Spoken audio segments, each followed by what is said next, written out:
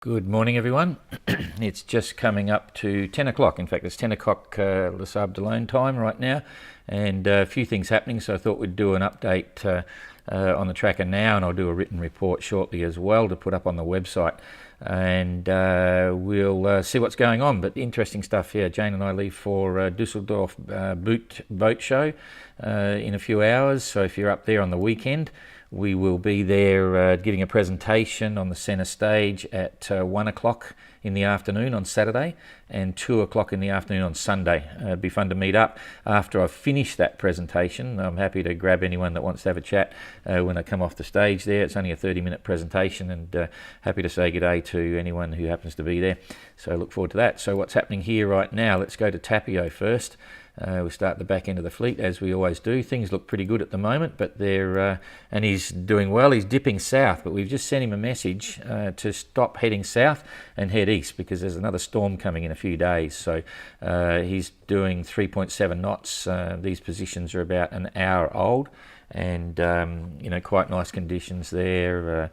He's probably got 20 knots, 25 knots. Sun's probably shining, and if we now start to move forward, I'll pick this up one more so you can see what's going to happen. It's not that one. It's another one coming over. So we go one day ahead, all looking pretty good. In fact, I'll come back a bit so you can see where it's coming from. So one day's okay. On the 20th, second day forward, you've got this one coming across here. Now, where he is now, what we've said is go east. We just want him to follow along where his name is, and in a couple of days, he should be over here, because this one's coming up from the southwest. Fortunately, it appears to be dying off pretty quickly as it goes northeast, and you can see here it's going to roll right across this 50th degree of latitude here. That's 50 degrees south. So if Tapio can stay above 50 degrees south, he'll just miss it, and as it goes further across, it's starting to dissipate a little bit and open up, and so on. So it's not a big concern, but we figure if we tell him to go east, he'll miss that, and then after that he's got another reasonable run towards Cape Horn, which would be pretty good. He has got a problem with his radio at the moment. He mentioned it in the phone conversation that you may have heard on SoundCloud. He was worried about his terminals. He then checked all the terminals and realised it's a problem with his automatic antenna tuner unit, which is another piece of electronics that goes between the single wire antenna on the back of the boat and the radio itself. So if it's an internal electronics problem, it may be serious, and he may have troubles using his HF. If it's connections, he'll be cleaning those and hopefully get back up online shortly. But at the moment, he may be in the dark with his radio, and we'll hope he can fix that up. So that's cool. Let's go over here to Istvan and Uku, and we'll see what's going on at the moment. Everything's pretty much as it has been the last few days. Uku's doing pretty well. Uku's doing pretty well up here. He's got 4.4 knots of boat speed and not a lot of wind, so that's okay. And Istvan has got 5.2 knots on course and plenty of, a bit more breeze, certainly more consistent coming from the starboard quarter, and he'd be enjoying that a lot. I'm going to click this through in 3-day lots so that we can see both boats. I think we might be able to, maybe if I put that over there, I'm hoping everyone can see both boats at the same time here. I think you can, and we'll look at what's going to come through in the next few days, because basically every one of these 3 hours, so there's about 12 hours time, Istvan's going to do well. He's basically got a good strong beam wind, so he'll be making good speeds. Uku sails into no wind, so he's going to slow down, so Istvan's going to catch up a little bit more ground. We're now coming into, this is 24 hours ahead. You can see Uku's got no breeze. Istvan's still flying, so that's 24 hours of catch up for Istvan. If we start roll through, if you're watching Istvan again, he's still got good breezes up through here. That's a day and a half away. Uku, no wind. And so if we go through to 2 days away, so there's about 2 days. This one's going to have quite a lot of breeze there, and he might be not going this direction. He'll be laying off a bit and heading a bit more north. And Uku's got headwind, so he'll be tacking. So he's not making a lot of progress north. So, and this is now 2 days ahead. So let's say Istvan's going to make 250 miles. So 200, Okay, so this is a different scale. So Istvan's going to be up around here somewhere in this confusion, because after this calm area, there's headwinds. So I would say 2 days from now, Istvan's probably going to be on 30 degrees south. He's going to be here. I don't think Uku's going to be that much further north. And so if we look at the relative distance then between the two, let's say Uku gets up to about here somewhere. Okay, if he's up here after the next couple of days, I think Uku will do, he'd be doing pretty well. So that would mean if we draw a line on the course across there, potentially Istvan now is only about 15 miles, or 315 or 320 miles behind Uku, because remembering the course is up to the top of the screen, and if you draw a line too, it doesn't matter how far apart they are this way. So that's really interesting to remember for the future. But if we go back to a small scale here, you can see what's going to come next. That's probably a little bit too big. So okay, so this is the weather 2 days out. If we push through quickly just for another day, you can see here, okay, the trade winds are now establishing themselves. They're coming back, and Uku's not very far away. All right, so this is 3 days out. I think what you'll find then, Uku will be up here somewhere, and 3 days away, Uku is going to be looking reasonable. All of a sudden the wind will swing on the beam. He's going to make a quick trip north on these trade winds. He'll love that. He's in a good position here to make good speed in these trade winds. And look where Istvan is. He's going to be around about here, and he's got a whole bunch of serious headwinds. So all of a sudden the advantage is going to change. And so Istvan will be complaining, oh, bloody headwinds, all that sort of stuff. If we go forward another day, what happens here is you can see he's now close to the coast. You remember this is what happened to Jean-Luc when he went up on the inside here. You've got these headwinds here, but if you come across, they're northeasterlies, and you can sail to that. With these headwinds, if we're lucky, we might see Istvan start heading out and tacking in this direction. But Istvan's going to lose ground here, and Uku is going to speed up. And I think that's going to be the nature of these two all the way through to the finish. You're going to see when they get to the different weather systems as they go north, one will pick up a few days, the other one will lose a few days. Then the role will reverse. And so I would suggest that these two are both going to have a race now, and anything can happen. If they make a tactical error once they get up around the equator and so on, when the systems change again, who knows what will happen. So that's a race all of a sudden, which is really surprising. So all kind of interesting. So let's now go up to the main game with Mark and Jean-Luc, and pretty well straight away you can see, this is a problem somewhere, and it's interesting to see how the tactics have played out. If we just now look at this Azores high, it's doing all the things it usually does. Jean-Luc's come up around the back of the high, and he's now in the sled ride over the top. Okay, so he's got good favourable winds. He's making 5.8 knots. It'll be comfortable sailing. It's coming from behind. He's probably got everything up.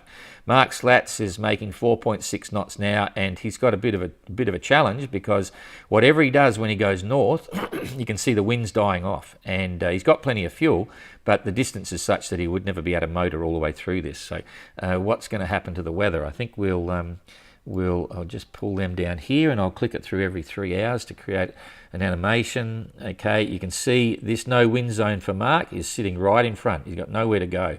And so this is now coming up to a day away. Okay, so this is a day and a bit. There's just no wind. He hasn't got time to go this way. He hasn't got time to go that way.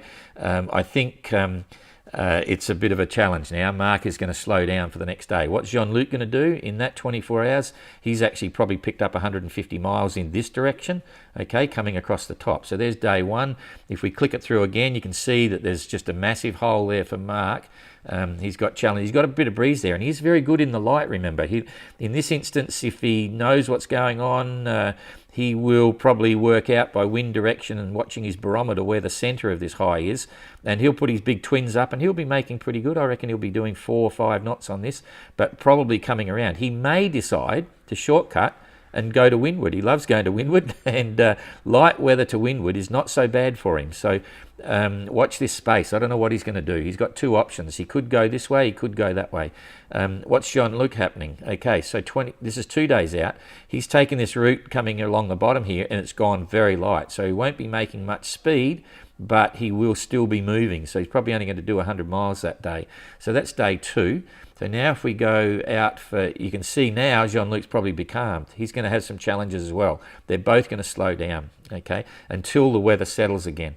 And by that stage, Jean-Luc may be picking up the first bits of this lighter breeze again, okay, which is a reasonably good direction for him. He's going to be coming up in here somewhere.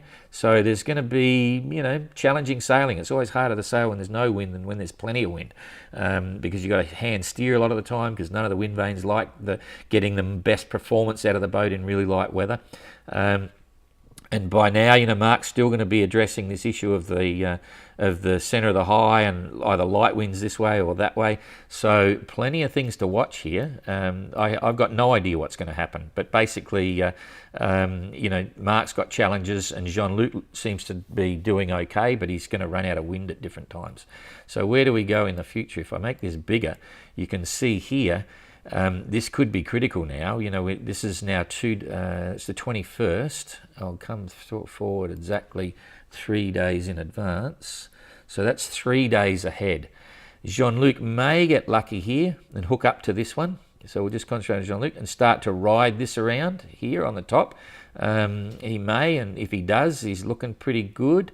So I'll just follow Jean-Luc for a few days. So that's okay. It's not strong, but it's enough to be good if he stays the opposite side. You know, stays this side of that system, and then you know, it's looking pretty reasonable to start heading across. This is now coming to, that's the 22nd, so we've got 4 days. Let's look at some distances here.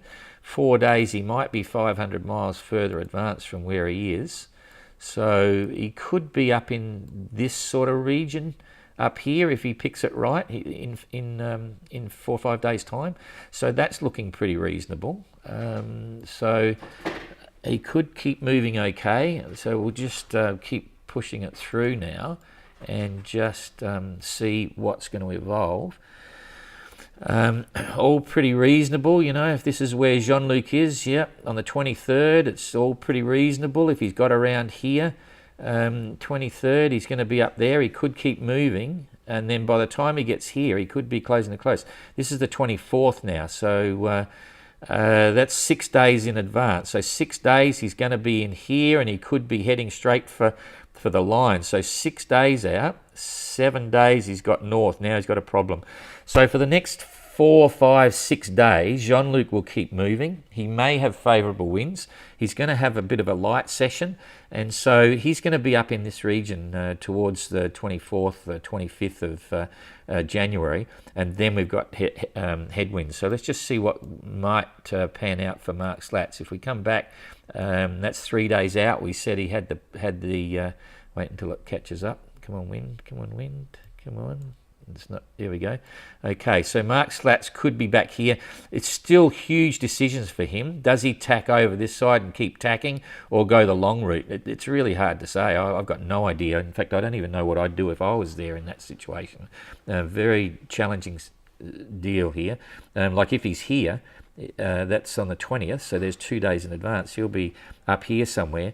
There's no way he's going to want to come across here and go around there. It's sailing away from the course. So I think he'll end up tacking to windward here. He'll just bite the bullet and say, I've got to do it. I've got to get up there. So, you know, I'd say the weather is favouring Jean-Luc at the moment, and it's so tricky. I've got no idea what Mark is going to choose. But if he stays this side, he's going to want to eventually get over the other. So you may see him after a day or so start tacking towards the, you know, go to windward rather than try and go around that no wind zone. So we'll see.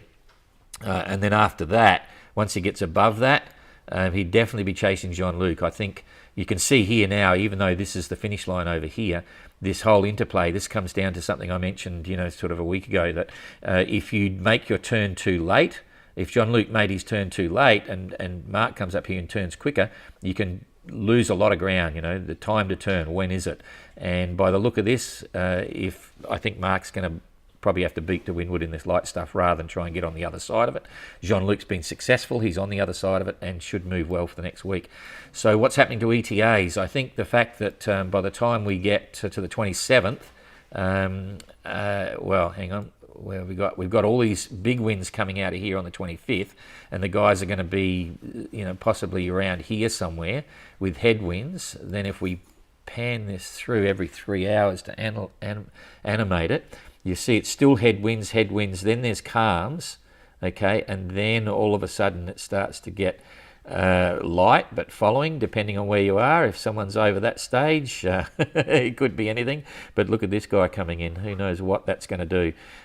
Traditionally, you would have to say that this is going to come down here into the Bay of Biscay, so I don't even want to think about it at the moment. But we can certainly say we're watching a boat race for at least the next 6 or 7 days, and I've got no idea what Mark's going to do. I think Jean-Luc is doing the traditional thing, and it's working out okay. So who knows who is going to be where in 8 days' time. Thanks a lot, and we'll try and do this again tomorrow just to follow Mark, and we'll see you in Boot Düsseldorf if you're coming that way. Thanks a lot.